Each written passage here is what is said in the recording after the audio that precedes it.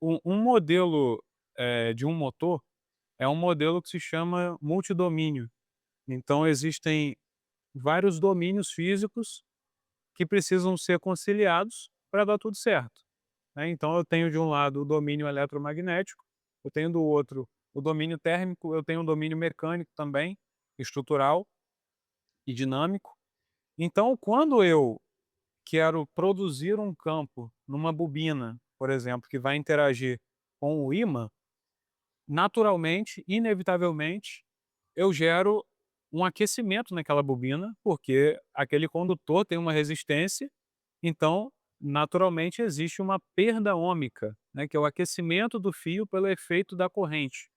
Então, a não ser que esse condutor fosse um supercondutor e tivesse, resistência elétrica igual a zero, eu não teria perda ôhmica, mas como todo condutor tem uma Sim. resistência, existe a perda ônica. Existem outras perdas também.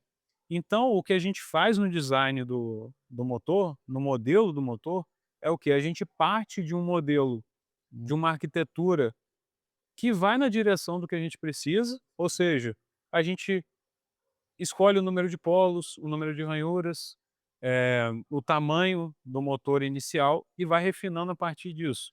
Uma das coisas que fazem a gente refinar esse modelo, ou seja, ter iterações de modelagem, é justamente a parte térmica, que vai geralmente contra a parte eletromagnética.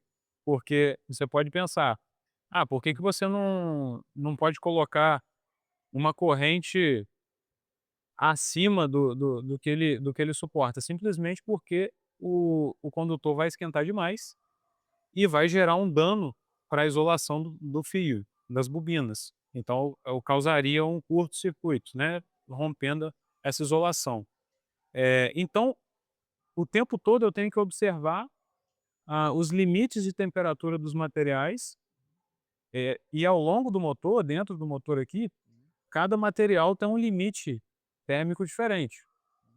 O isolante da bobina, que a gente usa nos fios da bobina, e também as resinas de impregnação, elas geralmente nesse motor aqui, por exemplo, é uma resina de 200 graus. Então, eu sei que no estator do motor, eu consigo chegar a 200 graus sem ter dano nenhum à isolação. Por outro lado, os ímãs já têm uma característica diferente. Então eu preciso observar como acontece a dissipação de calor ao longo do motor, para observar que na bobina eu posso ter uma temperatura de 180, 190, 200 graus. Nesse caso aqui, esse ímã aqui é um ímã de neodímio N35 classe H. Isso significa que esse ímã resiste até 120 graus sem desmagnetização. Então, se eu colocar 130 graus nesse ímã, ele corre risco de ser desmagnetizado, parcialmente ou até integralmente. Então eu preciso evitar que o rotor chegue nessas temperaturas. Então por isso o design térmico não é como você pode pensar, quando eu vou dimensionar um cabo para ligar uma tomada, ligar uma lâmpada, como que se faz? Eu sigo alguma norma, por exemplo, norma para condutores, em conduíte em alvenaria. Existe uma norma que rege o dimensionamento desse cabo para que não haja superaquecimento. No caso de um motor, como que eu dimensiono o cabo? Eu tenho que fazer uma análise completa. Eu tenho que analisar toda a dissipação térmica ao longo de todo o motor, não só com o efeito da perda ôhmica, que é o aquecimento do fio, mas com todos os efeitos. O efeito da perda de núcleo, do proximity effect e outras perdas relacionadas à frequência.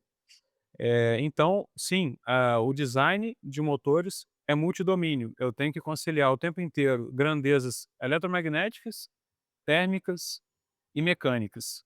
Então, e depois que a gente faz um projeto desse tipo, em todos esses domínios, a gente faz um protótipo e mede tudo isso. Porque, por melhor que seja o nosso modelo, você sempre precisa medir, fazer medições e testes no protótipo, no modelo construído, para verificar não só se o seu modelo foi bem feito, como também as características dos materiais. Por exemplo, os ímãs, têm suas variabilidades toleráveis, os metais também têm, então tudo isso tem que ser conciliado para que esse modelo entregue o que eu preciso. Sim.